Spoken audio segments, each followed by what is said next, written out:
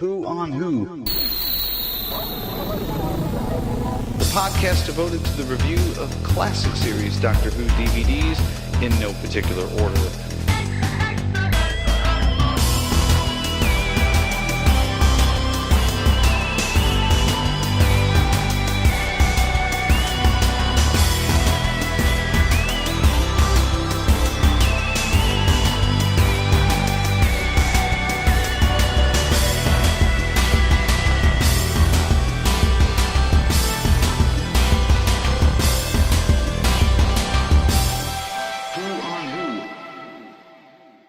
Greetings, fellow Doctor Who fans, and welcome to a, you know what, this show would look great in color next season edition of Who on Who, the podcast devoted to the review of classic series Doctor Who DVDs, just like it says there in the theme song in no particular order.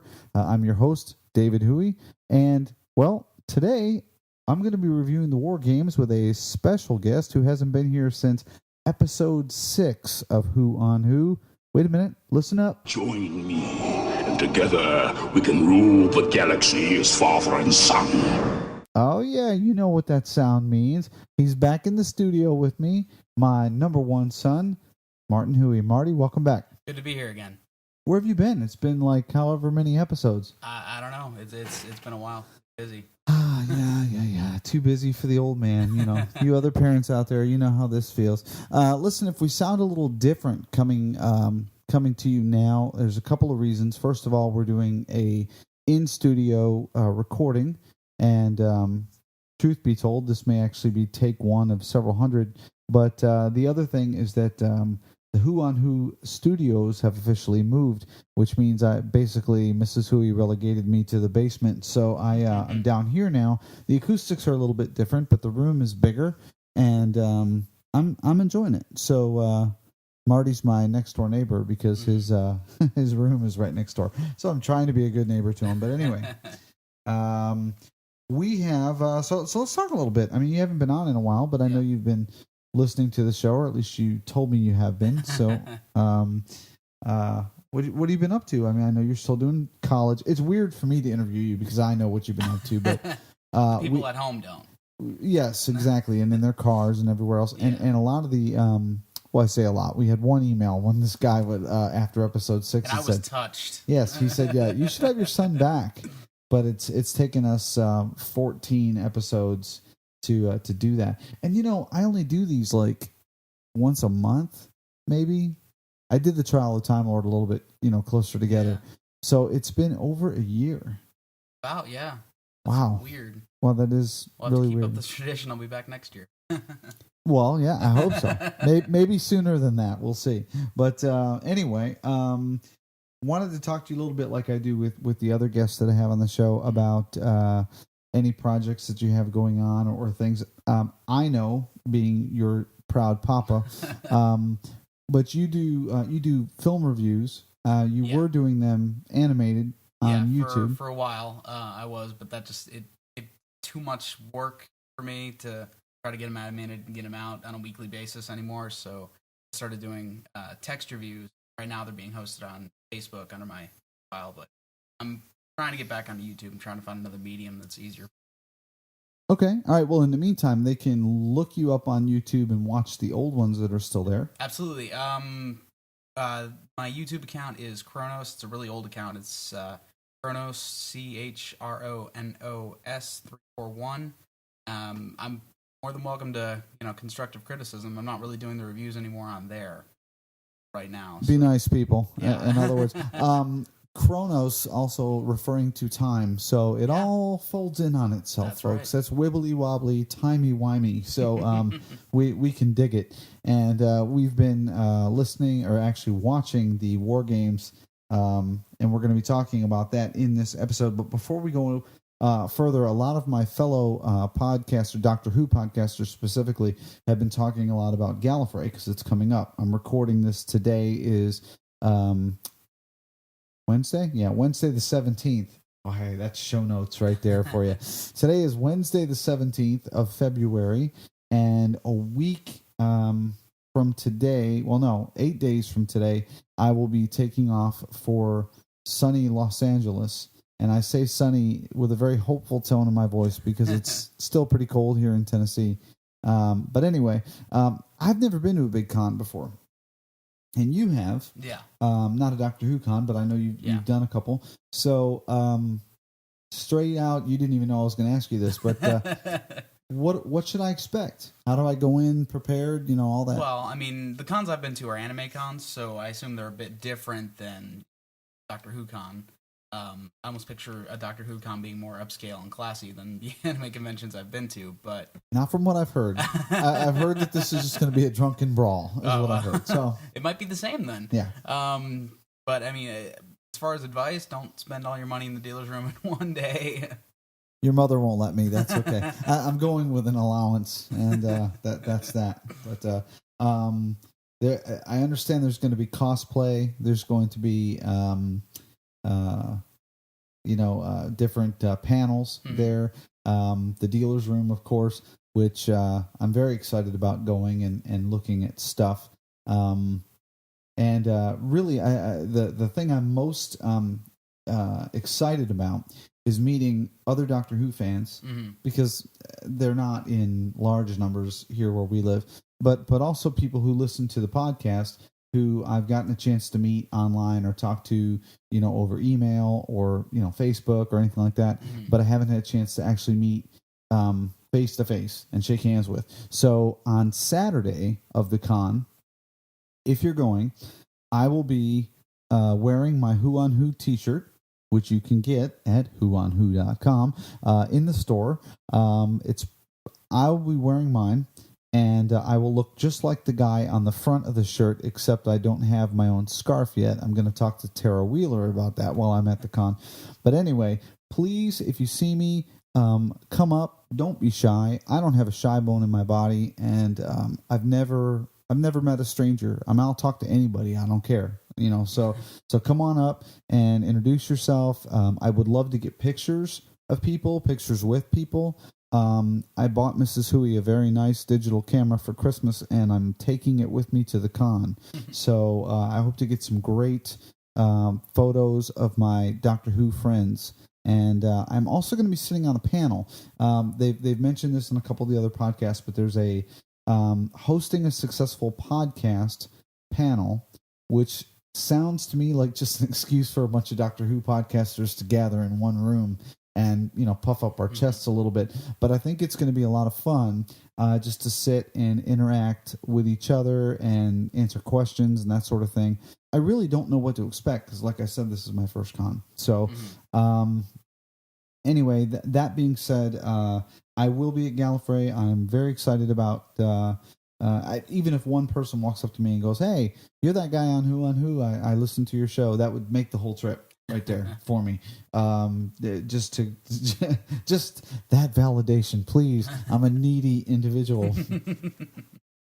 And I'm opening up right in front of my son. He's writing all this stuff down to tell the psychiatrist. But anyway, to tell the family therapist. No, exactly. He said he was needy on the air. I heard it. Anyway, I do want to give a quick shout out to, speaking of other Doctor Who podcasts, the TARDIS Tavern podcast. It's hosted by Sean Homrig and Steve Stacey. Steve has been on my show a couple times before, back in the early days of Who on Who. Sean has yet to be on the show, but we are going to do that. Sean and I are going to be hanging out together some at Gallifrey. We're sitting on the panel together, and I'm hoping to get him on here to review a classic series show with me. So, but anyway, speaking of their podcast, TARDIS Tavern, if you have not listened to it, give it a shot. It's a little bit different. It's two guys in a bar talking, but I got to be the guest bartender in episode 9. We had a lot of fun, and we talked about the David Tennant show Tooth and Claw. Excuse me, from the second season, and had a blast. I mean, we just laughed a lot and had a great time. And I just wanted to say thank you to Steve and Sean here in public and recorded for posterity, that it was an honor to be asked to be on your show, and I really did have a lot of fun. So thanks, guys. And Sean, I will see you at Gallifrey. All right, well, at this point, it is my favorite part of the show where I get to go into the email feedback. Here's the mail, it never fails. It makes me want to wag my tail. When it comes, I want to wail. Okay, wow, all of a sudden my mic got hot. I mean, like Rita Moreno hot. You know, I mean, it's like, wow. All right, I'm going to dial that back just a little bit. Okay, first email here comes from my friend Mark Nuttall, who writes in talking about the War Games. He says, "Hello, David. Delighted to hear that you're reviewing this fantastic story. I remember the thrill and the regeneration when it was on TV. It was my first change of doctors, and it made an impact. However, I hadn't seen the story again until the DVD came out, and in a way, I was dreading a 10-part story with a couple of important episodes and 8 episodes of padding. How wrong I was. I felt that the whole story built up a tremendous tension, and in many ways was stronger for being 10 episodes long. When the Time Lords approach, the sense of almost godlike power is palpable, and they have a huge impact that I don't think we've seen since, well, perhaps only Timothy Dalton has come close. I'm looking forward to your opinions on this one. Keep up the good work, Mark." Mark, thank you very much, as always, for taking the time to shoot an email to us here at Who on Who. We're going to be talking about this in a little bit, so I don't want to go into a lot of detail. These Time Lords didn't spit. So, I mean, that was, I think, a bonus over the whole Timothy Dalton thing. But other than that, yeah, I have to agree with you. Everybody who listens to the show knows that I am not a huge fan of long, multi-part Doctor Who stories. I'm usually a 4-parters about my limit. And so I did come into this one very concerned that 10 parts was going to kill me. But it actually, we'll talk about it a little bit more. Yeah. But it was actually very good. Next email comes from a new listener named Ashley Blaker. Ashley, I hope I pronounced your last name right. If I didn't, I apologize.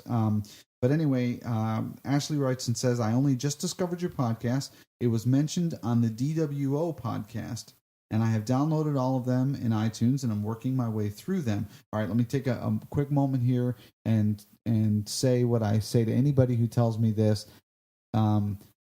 Keep going past like the first 4 or 5, especially episode 6. No, episode 6 was our high point. Now there was more Hooie there for your dollar, but they get better with age. It's like a fine wine, and I go back. I've only gone back once and listened to the very first episode, and it was cringeworthy for me to listen to it. But and it had nothing to do with technical. It really was just more me still trying to find my voice and all that. So keep with them, but thank you very much for that. He says, "I'm enjoying them because my big complaint about the DWO podcast is that it is a very, quote, new Who focused podcast.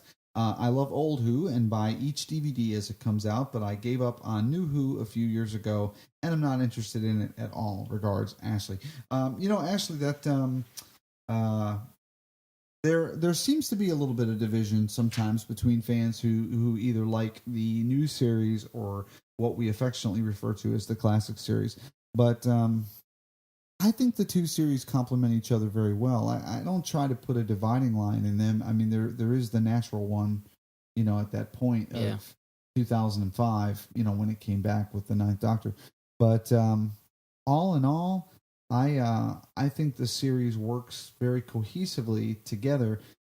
If you didn't care for the new series for whatever reason, I encourage you to jump back on the bandwagon with the rest of us coming up this spring.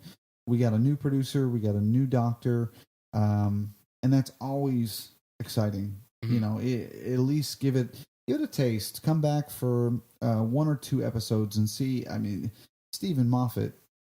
We're all excited about Stephen Moffat. We are endeared to Russell T Davies for everything that he's done for getting Doctor Who back in the public eye and making it as successful as it was or is. Excuse me.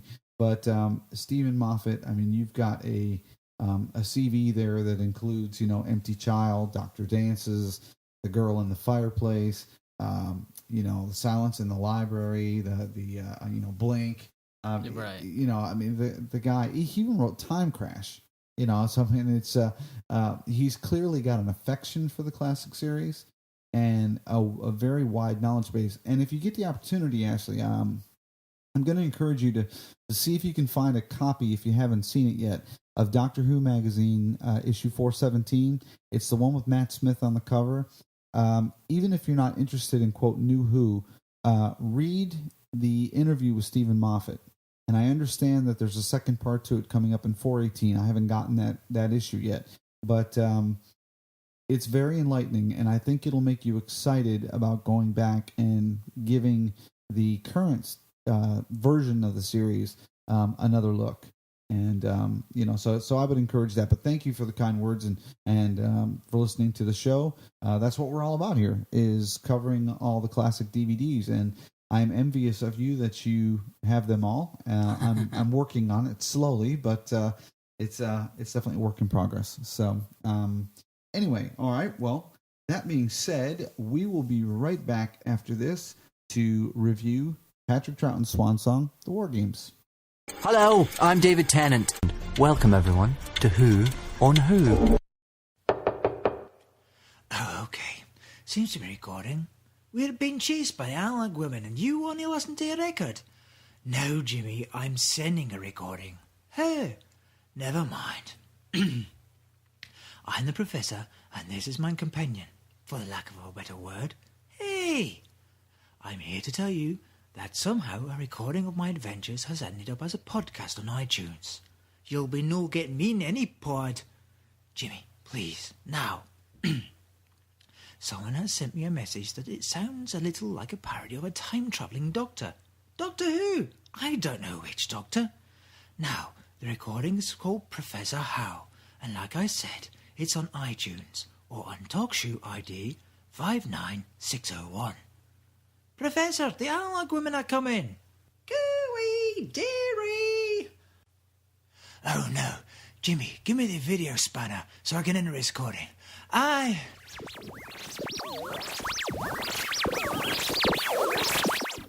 We are back. All right, we're getting ready to review Patrick Troughton's last adventure as the Doctor, The War Games, and very excited about this particular story. I'm going to go ahead and set the TARDIS controls here to April 19th, 1969. Just shy of being 3 years old myself around that time, for a 10-part story. Grab your Red Bull, folks. We're going to need it. Here we go.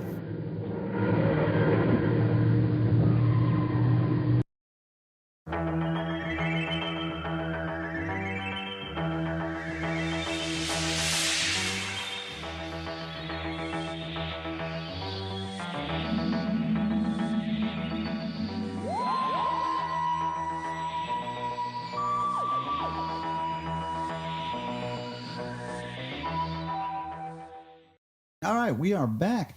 And like I said, this is the Doctor's... Actually, I found this interesting. This is the Doctor's 50th adventure. Wow. So, 3 years for Hartnell, 3 years for Troughton. These guys were cranking them out. Yeah. This is Doctor's 50th adventure. It is a 10-parter. Was written by the great Terrence Dicks and Malcolm Hunk. It was directed by David Maloney. And I got to start off by saying, okay, a little put off by the idea of a 10-part Doctor Who story. I've got the attention span of a fruit fly, and sitting down to watch 10 parts of this was what I thought was going to be brutal. And the reason for that is when I reviewed Inferno, which is a third Doctor story, I believe that's an 8-parter. And that one was a little rough. You could very clearly see that certain elements of the story were filler, that sort of thing. This one, surprisingly, not so much. Just like Mark mentioned in his email earlier, I think this one moves along at a very good clip. I think I remember we watched the first... What was it? First three parts we watched together, and then we couldn't stand each other anymore, so we had to leave the room. But fists were thrown. It was a bad scene. It was. But then I remember I took it with me and was watching it on lunch breaks at work and that sort of thing. And I came back to you and I said, okay, I'm through with it, right? Mm-hmm. And I said, so you need to finish up. And your first question was, does it pick up a little bit? It was very slow in the first 3 parts for me. I found myself, like, Patrick Troughton is one of my favorite doctors, but I found myself being a little bored in the first 3 parts. But you know what? I think that's classic Who at that time. Yeah. That is black and white Doctor Who. Well, I also think that part of it is that I'm so used to, the new Doctor style where the story starts and ends in an hour that a 10-parter is... Really 45 minutes. Yeah, even just 45 minutes. But, like, there's 10 parts and the story's not done after that hour. I'm just like, ugh.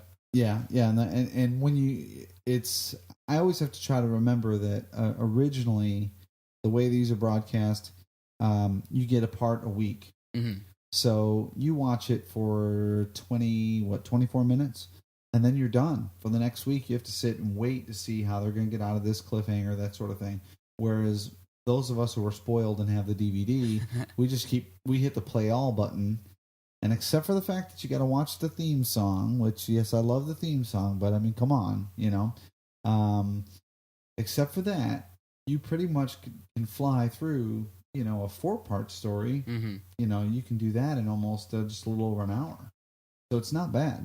But, yeah, I agree with you. I think the pacing is definitely slower. And but only in the first 3 episodes.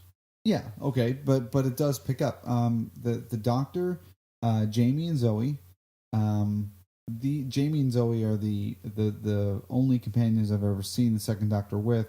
I believe that's true for most of us. Now, I've heard a couple of Second Doctor audios. He did have another companion, I think, for a short time. He did in the beginning, but I think the only ones that, if I'm correct, the only Second Doctor videos that have survived and that are on DVD include Zoe and Jamie. So it's sort of a familiar pairing. Zoe being from the far future, being very intelligent. Jamie being from the 1600s or, thereabouts in the Highlands of Scotland, and being more of a attack first, think later kind of guy. Very much the male chauvinist of his time, but a wonderful pairing between Jamie, Zoe, and the Second Doctor. Always enjoyable. The TARDIS appears in what we believe is World War I Earth, and they are quickly swept up into a battle that's taking place in trench warfare.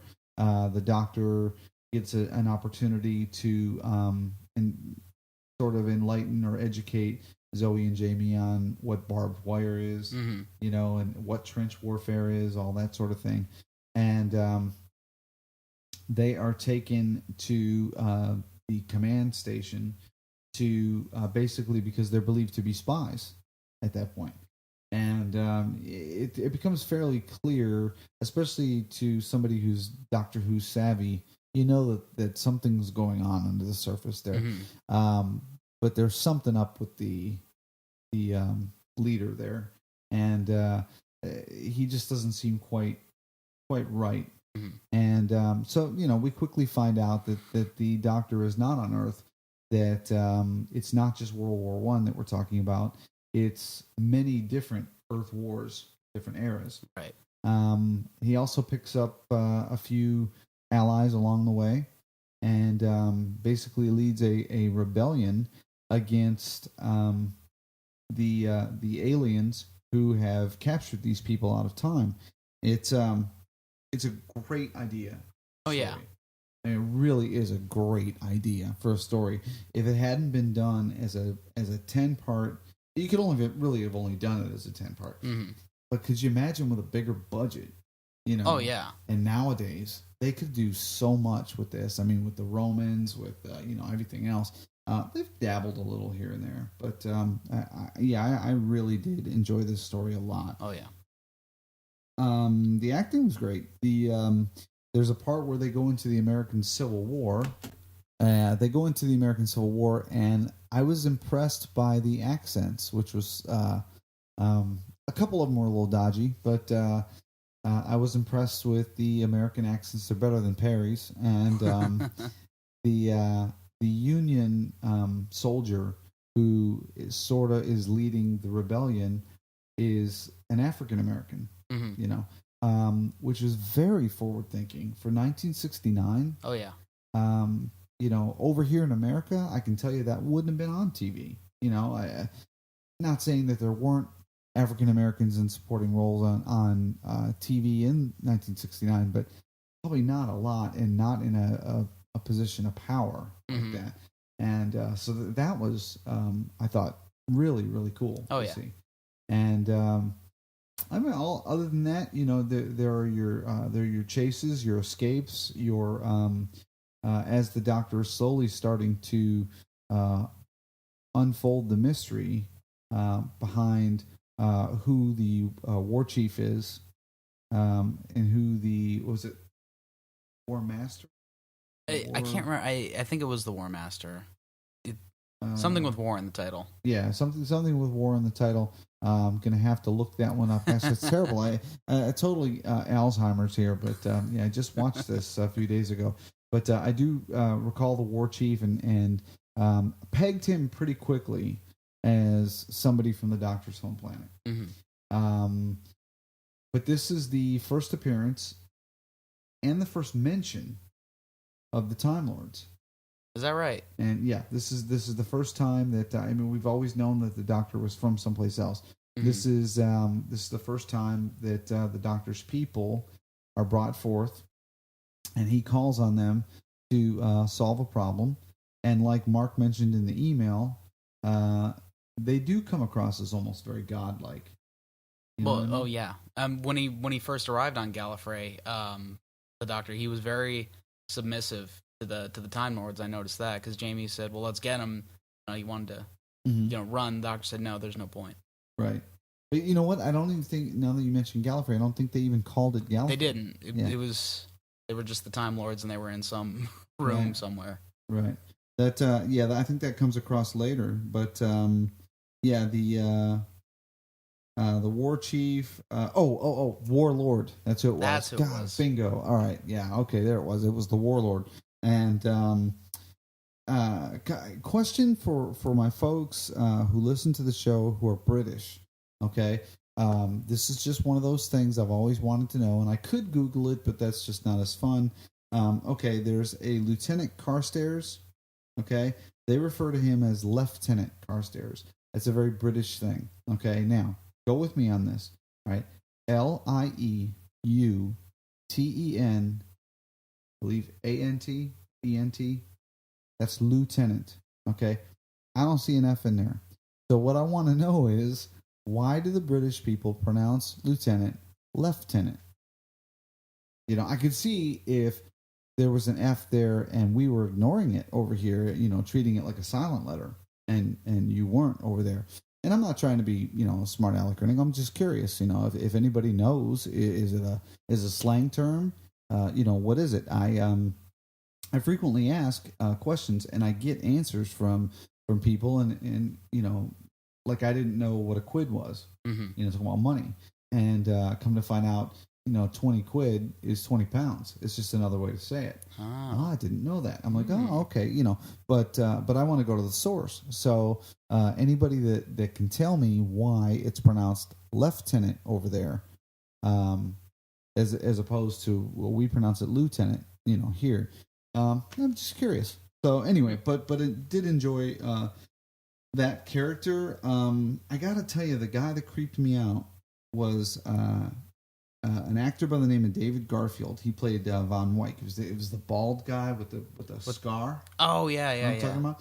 And he looked to me like Enrico Palatoni, I think the guy's name is. He was on Just Shoot Me, and he was on I know who you're talking about. Mars, Yeah. Kind of looked like him, and I thought, I wonder if that's his dad or whatever. Of course, it's not, but did kind of have that look.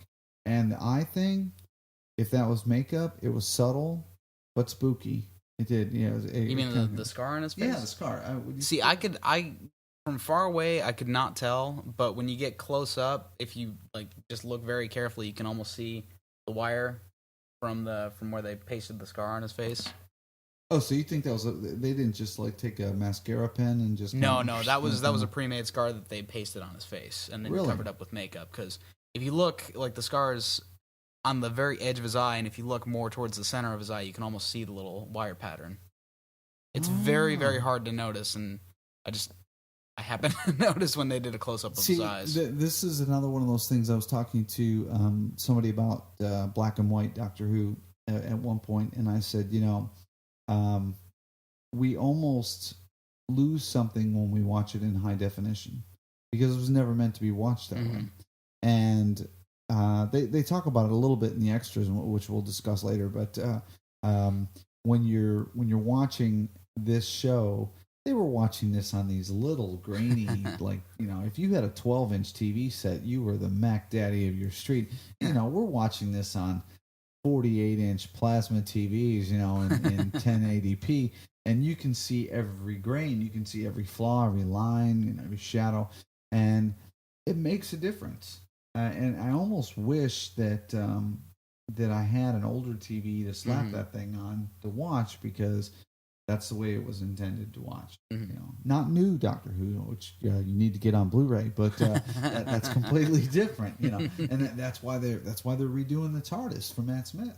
Are they? Yeah, they're doing the interior and the exterior because once everything goes high def, they couldn't film the new series TARDIS interior in high def because there were too many flaws, and you would have spotted it. You would have. I probably wouldn't have. But, certain people with a real sharp eye would have said, oh, wait a minute, that sign doesn't really say anything. It's a bunch of squiggles, that kind of thing.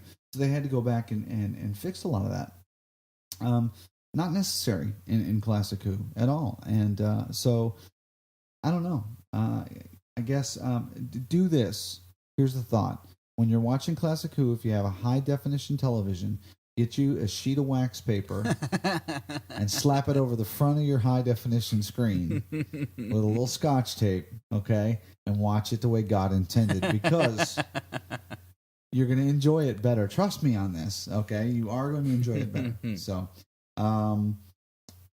well, let's see.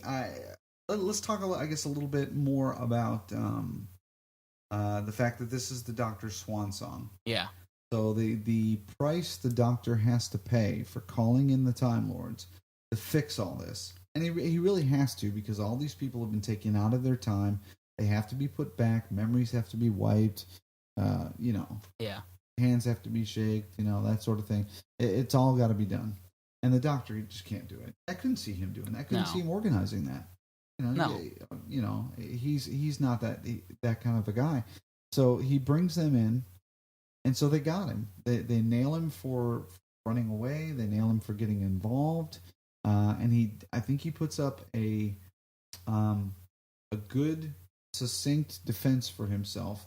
What I've been doing, because you're not doing it. Right. Now, just coming off watching Trial of a Time Lord, it proves to me the Trial of a Time Lord could have been 10 minutes long, and we could have been done with it and gone on to something else. Because the second Doctor defends himself. He adequately defends his actions and says, this is who I've been fighting. This is why I'm doing it. What can they say? Yeah. I'm sorry. We don't agree with you. I mean, I suppose they could, but anyway. So they help him out, but his punishment is exile to the planet Earth. He's going to lose his memory of time travel. And they're going to force him to regenerate. Now, they don't use the term regenerate, because that wasn't a common term yet. I don't know if you know this. When the first Doctor changed to the second Doctor, they referred to it as renewal. Did they? Yeah, not regeneration.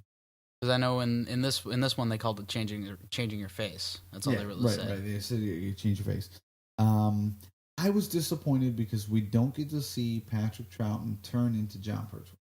That honestly surprised me a little bit, because I'm so used to. I don't get to watch a lot of the classic Doctor Who DVDs, but I have seen almost all the regenerations. Right. But I'm so used to seeing Sylvester McCoy in a wig turned into Sylvester McCoy, and without a wig. Yeah. And Tom Baker turning into Peter Davison. But you don't see with that cake frosting on his face. Exactly. And even the newer stuff, but you don't see Patrick Troughton turn into John Pertwee. You just see his face go you see his face disappear, and he falls into a pit, and that's the last you see until you watch Spearhead from Space. Right. Now, have you seen that one? I actually just started watching it again because I wasn't sure if they showed Did anything. you take it off my shelf? I did, Okay. but I put it back. We're going to pause the podcast here for just a moment while we discuss personal property. No, it's fine. But even then, he just walks out of the TARDIS and he's already John Pertwee. Yeah, and he falls. Yeah, Yeah. but Which explains Devious, which we'll talk about. we'll talk about that when we get to the extras. When we get to the extras, yeah. But yeah, that's about all we got. Now, behind the scenes, if you don't know, they had not cast Pertwee until after this was shot. Mm-hmm. He was cast by the time it was broadcast, but while they were filming it, they still hadn't done it yet. So the best they can come up with is Patrick Troughton, kind of mushing his face around and then covering his face up and kind of spinning off into space. And this is what sort of leads into a lot of people believing that he went on to do further adventures as the Second Doctor before he went to exile, that there was not an immediate exile, which explains his presence in the Two Doctors, Sixth Doctor. Right. He and Jamie are together. And also where he was in the Five Doctors. Yes, and things like that. I think people personally are overthinking that for a couple reasons. First of all, Jamie already got sent away, and Zoe already got sent away. So it doesn't explain why he and Jamie are back together again in the Two Doctors. You just sort of have to wing it. Just go with it. Yeah. It's just fun to have any Two Doctors, throw them together, and just sit back and enjoy it. Don't overthink it too much. But so yeah, that it kind of leaves us. The ending to me, I thought, was kind of brave. And here's why. It's not a definitive regeneration. Mm-hmm. When you're watching it, I'm assuming now. Of course, we all know that John Pertwee is the Third Doctor, so it's not that big of a deal. But at the time, John Pertwee was known as a comic actor. Very little was known about the future of Doctor Who. They knew they were going to start filming in color. They knew that it was going to be set on Earth. But there were a lot of rumors about, like, the Doctor wouldn't have a sonic screwdriver anymore. He'd be carrying a gun. That he's going to be played by a comic actor who's going to be doing, like, song and dance numbers. And, there were all these weird things. And what made me laugh when I was reading this was about, I literally stopped for a minute and went, wait a minute, which regeneration am I reading about here? Because we hear the same crap every time the Doctor regenerates. Oh, no, they're going to do this, they're going to do that, We saw Matt Smith in that promo for the new season coming up shoot a gun. Go all up in arms about the Doctor shooting a gun. We saw him punch somebody, Oh, no, he punched somebody. I said, give me a break. All right, let's dial it back a little bit and let's put a little faith in the production team and the folks that have been doing this for a long time, and let's just wait and see what happens. Mm-hmm. Because I'm sure that people felt the same way back in 1969, and then here comes Pertwee in his first year, and I think Spearhead from Space is a good story. Spearhead from Space was a little dull for me, but Pertwee is not my favorite Doctor. So that's Marty who. I like Pertwee. No, I like him. kidding. He's just not my favorite. No, that's fine. I say that about Tom Baker all the time, and nobody's. They've stopped sending letter bombs to the house, which is we just send them back. Honestly, we open them underwater, repackage them, send them back. But it's a matter of opinion. And you just kind of go from there. Spearhead's not his strongest story. No, but watch Inferno. Mm-hmm. Great story.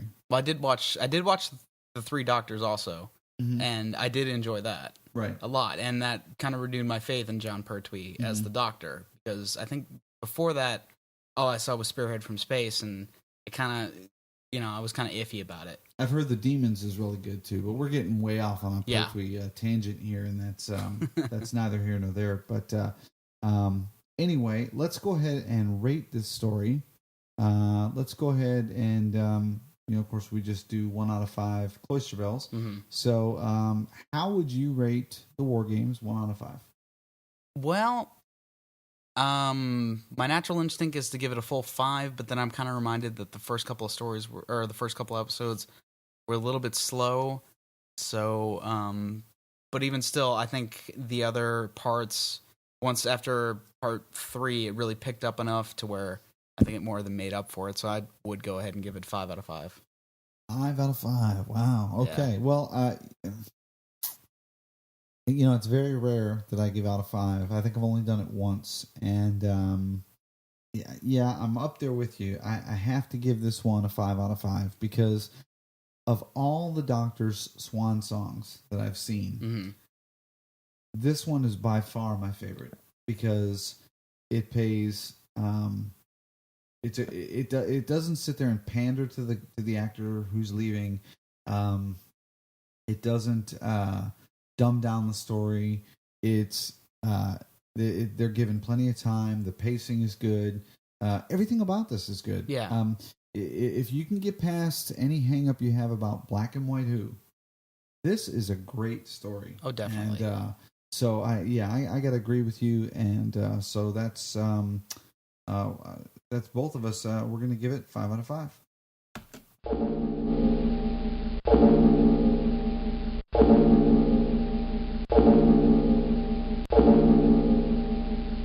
Okay, the other great thing about this DVD set, and once we get past talking about the actual story itself and rating the story, is that this is a 3-disc DVD set. Why 3 discs, you ask? Well, it's a 10-part story like we've been talking about. So you've got 2 discs, 5 episodes on each one, and a 3rd disc devoted to what else? Some DVD extras. Extra, extra, read all about it. Extra, extra, read all about it. Okay, I just watched Genetics in Action. Every time I listen to that clip, my head starts to bob. Okay, a little behind the curtain thing here. I look over at my son, and his head is bobbing too. It's a catchy tune. I can't help it. So, that just made my night. Anyway, so, one whole disc of DVD extra goodness and a lot of DVD extras to talk about here.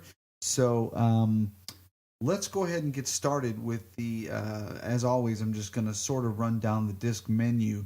And there are so many that some of the things we'll talk about a little bit more than others, but just kind of hit the high points for you of things that we really feel like are great additions.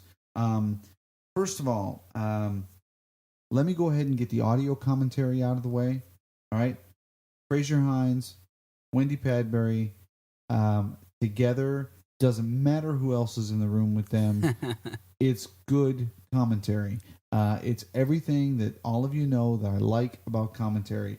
It's great. They're both great raconteurs. They can tell you stories about everything, about what they were eating, what they were doing, the whole thing.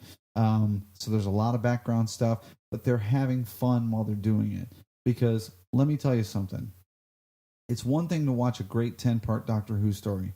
It's another thing to turn around, go back, and watch 10 parts again, listening to the audio commentary, which I have to confess I did not do. All right, but I did listen to the audio commentary on two of the episodes because I wanted to try to get at least a decent flavor for it.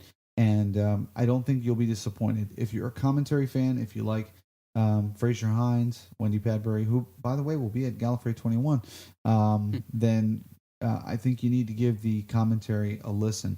The info text as well is very good, and I found that the info text this time was not as repetitive with the commentary that I did listen to. A lot of times when you're listening to commentary, they're telling you the same thing that you're seeing on the info text, and you're not getting a lot of that behind the scenes nonsense about somebody's love life or anything crazy like that. I mean, most of it was very pertinent to the DVD itself. So I did like both of those.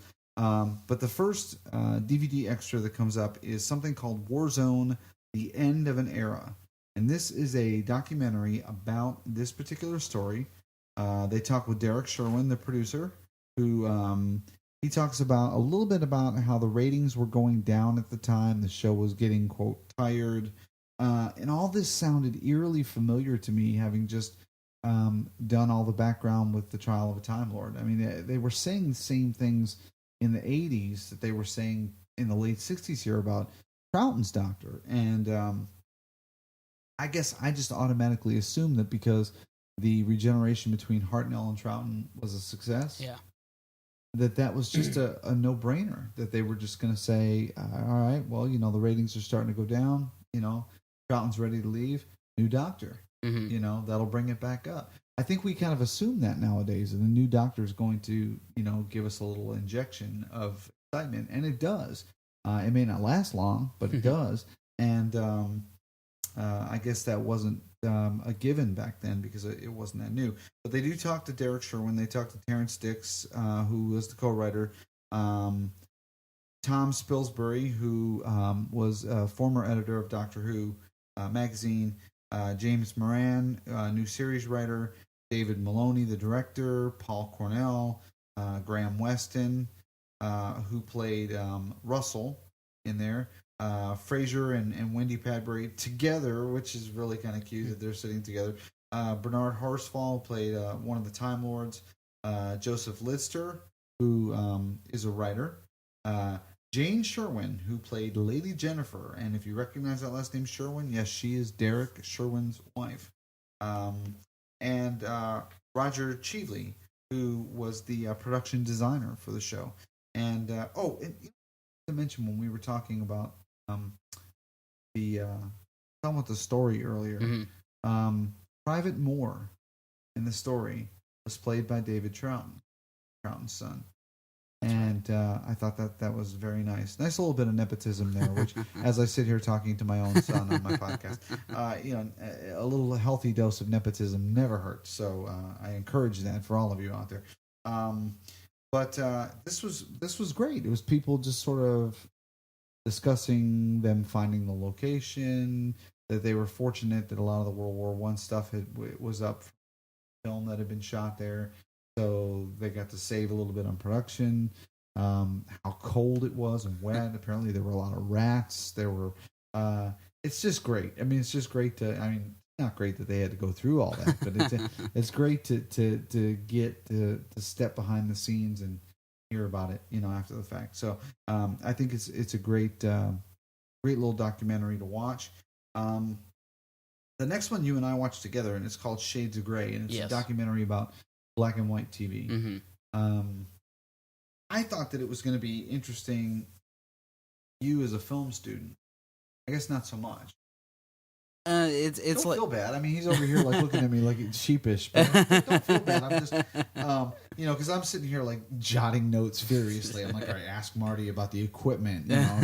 It's like Spock says in Star Trek. It's stone knives and bearskins. I mean, it's like these big, tubes and vacuum tubes and all that stuff. So, I mean, I did find it interesting that they mentioned in there that they used to film a lot of the shows live. Yeah. Like not just like, because I mean generally that's only done with news programs now, but back then it was a drama, like no prompter. It'd be like them doing CSI live. Well, let me correct that. They had a prompter, but it wasn't a teleprompter. It was a guy with a copy of the script, and he was backstage, and they would literally pause for a second so he could throw the line to it was like a sound cut that they would do. Right. But we saw that. We saw aspects of filming, producing, designing, performing, graphic design. They were talking a little bit about titles and things like that. One of the things I thought was really interesting was, and this is true for Doctor Who as well in the black and white era, that the sets are not in black and white. And it seems like a moment there.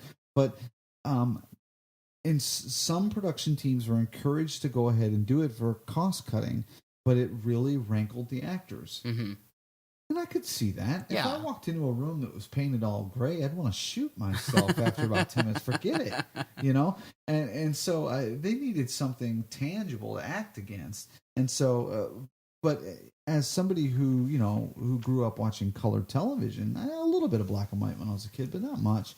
Mostly in reruns. I just can't imagine that. Mm-hmm. Although as a Superman fan, I do know that the series, the original Superman series with George Reeves, his black and white costume was actually not red, blue, and yellow. It was like brown and gray and something else because the colors showed up better in black and white. So, interesting. Whatever works back then, right? Yeah, right, exactly. But anyway, they had that, and then they had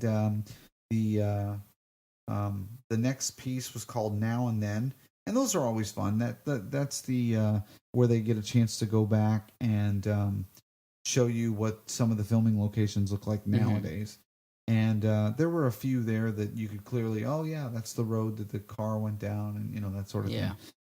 It never does much for me, but we heard back through on the interwebs back in the day when they were getting ready to bring this DVD out. I think it was last year, or maybe even 2 years ago. There was a lot of talk from people saying that they were asking people in those locations about shooting stories. What do they remember about when they were there shooting, that sort of thing. So we sort of expected, there was an educated guess there, that there was going to be something like that on there. So if this trips your trigger, I mean, this is it's definitely one of the better ones, and it's enjoyable. So I would say, if you're watching them, there is actually, because all of the extras are on their own DVD, there's actually a play all in this one. You could just sit there and watch all the DVD extras if you've got absolutely nothing else to do with your time. The next documentary is called The Doctor's Composer, which is a nice little retrospective on Dudley Simpson, who was a composer for Doctor Who through, I believe, a good part of the show's history. I think they said right up until the end of Tom Baker. Wow. He did a lot of the incidental music and all that. And music is not normally my thing, but I did have two musicians on the last couple episodes of Who on Who, and I think we did talk at one time about the fact that music adds so much subtlety to something. That it's often said, watch a horror movie without the music, and it's not scary, right? So yeah, I could appreciate that, and of course his role in Doctor Who, of course.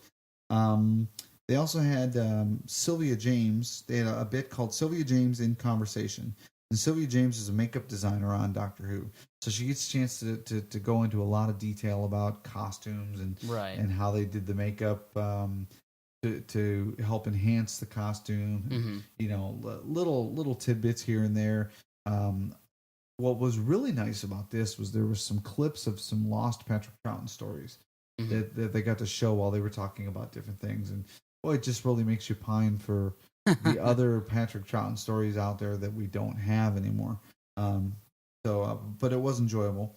My favorite DVD extra, and I think probably yours too. Oh, definitely. Is one called Talking About Regeneration. I loved this one. It was great. I mean, it was really great because it was shot in 2009. It highlights every regeneration from the first Doctor through the ninth Doctor regenerating to David Tennant's Doctor the 10th. Great. It really was. And people who are involved in the classic series and the new series, fans, people talking about the way certain regenerations were portrayed on film, different things like that. And just a lot of fun. I mean, and you can't beat it. The music was good too. They made some really good points about regeneration. Was there anything about it that you didn't know, or anything that sort of caught your attention? Or well, I mean, I did get to see some of the regenerations I haven't seen. I have not seen Pertwee into Tom Baker. I never saw Davison into Colin Baker, but I mean. I'm making a face for those of you who consider. You've never seen the Caves of Androzani? I've never seen the Caves of Androzani. I'm going to pause the podcast again here for a moment. We're gonna go watch this right Beatings now. will ensue. You're grounded. What else can I say? Caves of Androzani is one of the best classic series Doctor Who episodes ever. Okay. Oh. Consistently ranked if not the highest. I think it was. I think that recently in the top 200, it ranked number 1. Wow. Classic series. It is awesome. Gonna take that tonight. Yeah, you go. He stays up much later than I do, ladies and gentlemen. 'Cause when we're done here, I'm hitting a sack. But you got to watch that one. Okay. What surprised me about the Pertwee to Tom Baker one is how many of the folks in and around the production and fans referred to it as lame. Really? Yeah. Did you hear that one? I did. I do remember totally that. Lame, and I'm like, I don't know.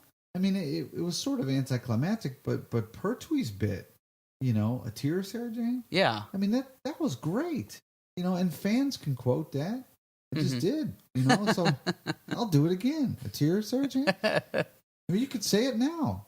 Matter of fact, if she was at Gallifrey 21, I think I would walk up to her and I'd be one of like 1,000 people that would walk up to her and say that. That sequence made me very interested in wanting to see that episode, and I did some research, and that episode actually comes out next month in March. The completist in me is very happy. I've heard that Planet of Spiders is a little self-serving toward John Pertwee, but give the guy a break. I mean, he'd been the Doctor for I think at least 4 years, and so they wanted to, they didn't get a chance to go out the way they wanted to because Roger Delgado passed away. Yeah, and so they had to do They did Planet of Spiders.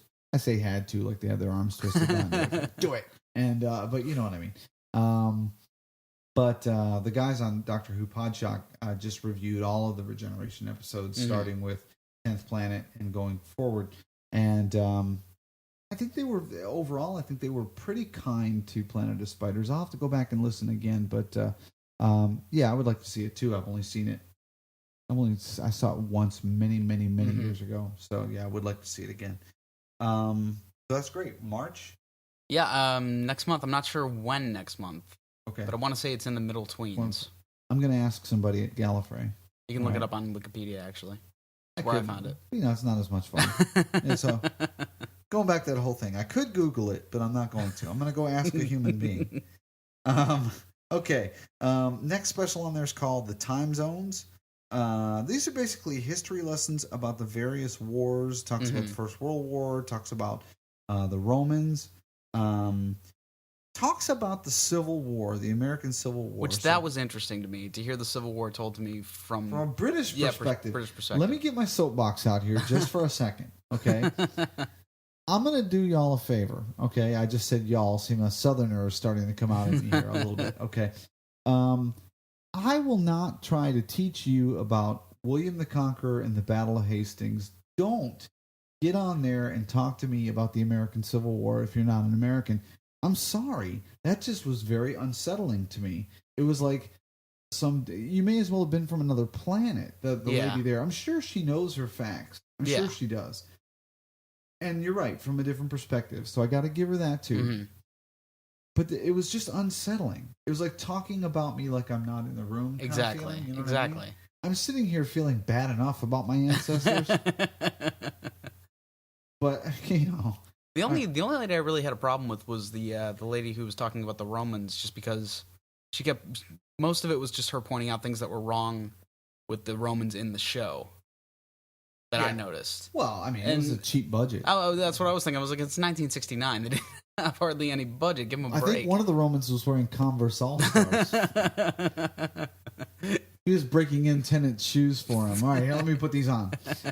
No, you're right. Yeah, she was picking it apart a little bit. This is when we have to suspend belief a little bit. Remember that it's a show with a limited budget that's aimed at kids. Right.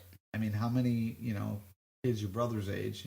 My son Ian's 9, and he loves Doctor Who. But how many 9-year-olds are going to go? Wait a minute. The Romans would have had more people with the chariot. Romans would have had more than 9 people. Yeah, I mean, that's not a big enough battle. They were only chasing 3 people on foot, I'm sure they were all sitting around a campfire and saying, no, Bob, Frank, Larry, you 3 go. Take the chariot. It'll look better. The rest of us are going to hang out here. But yeah, it was interesting to watch and a lot of fun. So then we got to Stripped for Action, which is the documentary about the Second Doctor's adventures. Which that was actually pretty interesting for me too, because There's a lot of things I don't know, but I didn't actually know that outside I know they make Doctor Who comic books now, but I didn't know they actually ran a Doctor Who comic strip back then. I didn't either, and I didn't know the thing about the Doctor's quote grandchildren. Yeah, that was very strange to me too. Also, didn't know Jamie was a redhead. Apparently, in the comic strip, he is. So, was he supposed to be in the show? I don't. He looked very different in the. He had shorter hair in the comic strip than he does. I don't think he was ginger. All right, folks. Let's get the parents of the redheaded kids all upset again. Was Jamie ginger? Somebody write in or call in. No, you can't call in. All right, write in or record me an MP3 and send it to me at david@whoonwho.com. Let me know, was Jamie ginger or was he just sort of brown? If you have to, call Fraser Hines. Ask him. Yeah, well, we'll see him. Exactly. He's white now. Well, I don't mean he's white. His hair's white. He's white, of course. But we're going to ask him. I'm going to ask him. You know what? Actually, if his hair is white, then he was redhead. He was ginger. Interesting. Because, your mother is a redhead. And so I was told by her that she would never go gray. She would just go white. Interesting. And I'm trying like mad to turn her gray. I know you are too. It's not happening. So anyway, the next special is called On Target. Talks a lot about Malcolm Hulk and his Target books, novelizations. I noticed that these mostly focused on the third Doctor. Yes. More than the second Doctor. Yes. And I got to be honest. I know there are folks out there that are fans of the Target books. I've not read them. I have one. I think I have the Ark in Space. And I don't even remember where I got it from. It's on my bookshelf. And I would like to be enlightened on this a little bit more. But maybe it was the whole marathon sitting thing. It was boring you too. It was. That was one of the features I was a little... You started to spoon me. That's how I knew you were like half asleep. And so we sort of stopped. It looked like it would have been... It might have been, because it looked like it would have been interesting if I had been, just sitting down to watch it. But after all the special features before that... If I knew how to read, that would be a different thing. But I was like, let's move on. Give me to the pictures. No, it just, I don't know. It just didn't do much for me. So I felt really bad. But so if you feel that I need to be enlightened on that, then please let me know about that. You can just don't hog tie me at Gallifrey21, but I'm willing to talk to anybody about anything. Anyway, okay, that brings us to, that was the last one I actually wrote down, but I believe the next one was Devious. It was Devious. And Devious is pretty cool. Yeah, we didn't.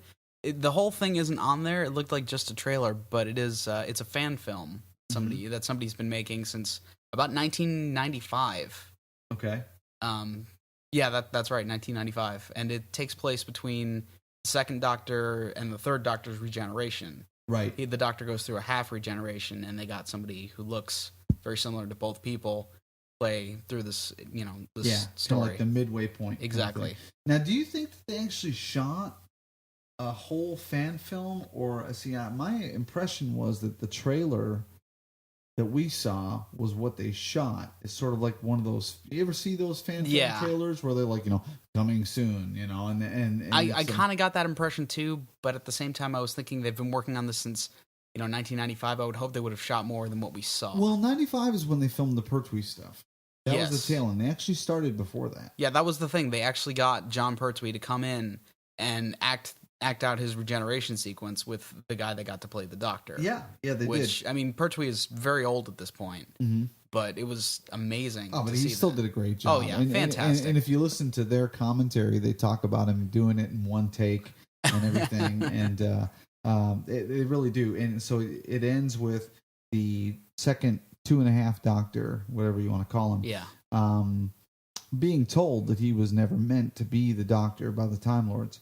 He meets a vision of Pertwee, who tells him that he is the rest of the regeneration sort of thing. And they sort of join hands together in this like Jedi mind meld kind of thing. And then he regenerates into Pertwee's doctor, Right. still wearing Troughton's clothes. Mm-hmm. And then the film ends with him falling out of the TARDIS, which is how Spearhead from Space starts. He falls to Earth, and you actually see the Auton spheres following the TARDIS to Earth in the last shot, and then the TARDIS lands and he falls out, and then the movie ends. Yeah, so it is kind of a nice little bridge between for if you need that. I think they did a great job. Oh, it was very well done. Oh yeah, very well done, and a really pleasant surprise. Mm-hmm. There's some a couple other minor things. There's some PDF. There's of course the photo gallery, and then there's some PDF files on there that you can look up on your computer as well. But let's talk a little bit about Easter eggs, because it's been a while since there were no Easter eggs in the whole trial season, which really bothered me. But they come back here and they redeem themselves, because in the War Games we've got 3 discs and 3 Easter eggs. Mm-hmm. Okay. As always, I don't like to tell people where the Easter eggs are. You can Google it if you want to, or you can have fun getting carpal tunnel syndrome with your hand trying to find it. That's fine too. But we will at least go over what the Easter eggs are. Disc 1. I did see this one. This one was, in my opinion, not that great. It is, some people might enjoy this, but all it is it's a recording that somebody did one time when they were on location filming some of the parts, and really all it sounded like was just a car engine for a couple of minutes. So I didn't take a whole lot away from that. I was pretty bored about that. Okay. All right. Never mind. Yeah. Disc 2. Yes. Okay. Disc 2. I loved this Easter egg, because there's a group. I did some research after I saw this. There's a group called the Scottish Falsetto Sock Puppet Theater that has a whole bunch of YouTube videos, and they did some Doctor Who stuff also, but they did one for this disc specifically that goes over the end of the War Games and Patrick Troughton's regeneration, and it's actually quite funny. Yeah, you were laughing. He watched it and then told me about it, because his project, or I gave him a task to say find the Easter eggs, because we were trying to get everything done so we could record. And then Dad, you got to watch this. So I sat down, and you were laughing as much the second time. Oh yeah. And I was watching it the first time and laughing, and it is a lot of fun. Very funny. If you have not seen it, you got to search this one out. Oh yeah. It's next to the Regeneration special. It's probably my favorite. Well, next to that and Devious, I would say it's right up there. But they like I said, they have more stuff on YouTube. They also did End of Time on YouTube. That's 3 parts, and that's also very funny. So I would look them up on YouTube and check them out. Okay. They're called what now? The Scottish Falsetto, it's spelled exactly as it sounds, Sock Puppet Theater. Just a little falsetto out there for folks, because I am Scottish, so I got that for me too. Scottish Falsetto Sock Puppet Theater. A lot of fun. The 3rd disc, which is of course the specials disc, does have an Easter egg on it. If you have epilepsy, don't go looking for this Easter egg. Wow. This is just basically the graphic representation of the force field that the Time Lords throw up, to stop the enemy, stop the aliens, that sort of thing. It's a bunch of pulsating circles on the screen. Yeah. I'm not kidding. Somebody could have a seizure watching that thing if it was in color. It was bad. And they flipped that up on the screen. I'm like, okay, we're done with this. Yeah, we can only watch that for a couple seconds. Cut, click. Yeah. So, disc 2 Easter egg, home run.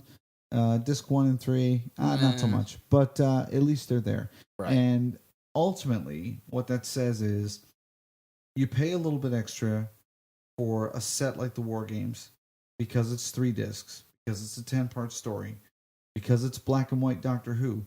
These could all be considered a potential reason not to buy this. Mm-hmm. Anybody who collects Doctor Who, anybody who wants to pick up even just a few DVDs. Let's face it. A lot of the folks like me that love the classic series want to collect them all. Right. That's. I think in our heart we're all completists anyway. But a few of you out there, for whatever reason, you don't want to, you can't, whatever. Because these discs aren't cheap. This is one you got to have. Exactly. I mean, don't you think? I would definitely say so. Bang for your buck. This is probably right up there with having the 5 Doctors Special Edition, the beginnings set with Hartnell and the first Dalek story. There aren't many out there that I would definitely say, this is a must. So, highly recommend this. And overall, this has been probably one of my favorite ones to review so far. And I honestly didn't think that it would be. But, there we are. Yeah. So, all right. Well, that brings us to the end of this review. Thank you. Thank you. Yeah, thanks for having me on. Did you have fun? I did. Yeah. It wasn't too bad. No. Right. I may have to have you back. That'd be fine. Here's the thing, and I haven't told him this, but I have people every now and again. People will say to me, "You really should have a co-host on the show." And so I usually do. I usually have a guest on here, which is nice to have the revolving door. But they're always saying, you should have, like a permanent co-host. The inherent problem with that is that the show is called Who on Who. Yeah. All right. Who being my last name. Well, Who being our last name. So if I was going to have a co-host, it would have to be somebody else with that last name. Right. Your mother won't do it. She, no way, get away. No. Your brother would do it, but he's only 9. It yeah. Would we'd have to put him on some Ritalin or something. But so we may have to talk about that. I know you've got a lot, on your schedule there. Yeah, I have fun doing this, so I would not mind coming back, whenever you felt like you needed a co-host. And I've said that before, so I know. All right, but you've got school, you've got work, you've got all that. I've got a bunch of stuff going on. So I understand, but we will discuss this further, and would love to hear your feedback on this as well. So if you love Marty, like I love Marty, well, not the same way, but But if you do, that's okay. Just just keep your distance. But please let me know and let us know. Exactly. You can email me at david@whoonwho.com, and would love to get any sort of feedback on this particular episode or any episode as well. You can follow me on Twitter. It's twitter.com/David Hooie, and or you can find me on Facebook. David Hooie there as well. There aren't a lot of David Hooies in the world, so I'm pretty easy to track down. You also have a fan page on Facebook. Yes, thank you. That's right. Who on Who has a brand new fan page that I've put up on Facebook. I'm really uneasy with this whole fan terminology. I feel like we're Doctor Who fans. I have listeners. I don't have fans. Right. But I do have like 80 some odd people on the fan page, which is really cool. And some of you I've never talked to before. So write in. Or if you're so inclined, if you have a microphone or a headset or an iPhone with that voice recorder thing or, whatever, record a quick MP3 and send it to me. It is an audio podcast, and I would love to just, throw it on there and then respond to whatever you say. And I'll bleep out the cuss words. So just go right ahead. But anyway, real quick, as far as Facebook goes, I just want to give a quick shout out to Neil Horowitz, Tara Wheeler, Anthony Jessica, Mark Backhurst, and of course Ashley Blaker, whose email I read as well. They're all my new friends on Facebook, and I wanted to say thank you for sending me the friend request, because it's always a real treat for me to get that. So I feel like Sally Field, you like me, that kind of thing. So it's a little crazy, but I gotta have you back because you laugh at my jokes. When I'm here by myself, I'm like, I wonder if that was funny. And even though it's not funny, you laugh because you're still afraid of me. But he's threatening me right now. I'm holding a knife. It's a butter knife, but it's still, it's lethal. That's right. All right. Well, that brings us to a close. Thank you, everybody, and we will talk to you again. Oh, you know what? I have not decided. Gosh, this thing's like a train wreck. I haven't decided what DVD I'm going to review next time. Let's toss that up in the air. Yeah. Let's do that. Let me know. That's yet another thing you can write in about. Write in and let me know what you want to do. I'm going to try to get the Hingley brothers out of the titanium bunker for a little sunshine in exchange for maybe another custom title card like the one that's on this one, which Dave has done In Black and White. That is Marty as Jamie, which, by the way, fantastic, looking fancy in a kilt, and me dressed in the second Doctor's garb, which I told somebody was actually more comfortable than the scarf, but loved it. And Dave, if you're listening again, thank you very much, because that means so much and it adds a lot to the show. So anyway, until next time, everybody, take care. Bye bye.